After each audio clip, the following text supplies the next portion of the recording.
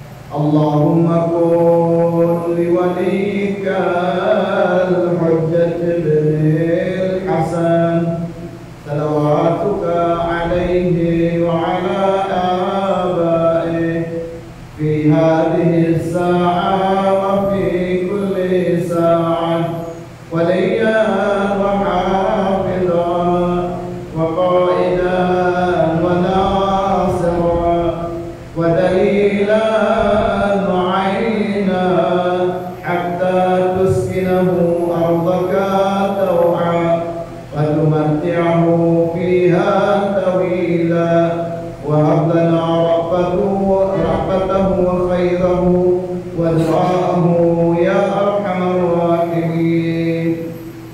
اللهم اصرف عنا البلاء والوباء اللهم اصرف عنا البلاء والوباء اللهم اصرف عنا البلاء والوباء بحق محمد وآله الطاهرين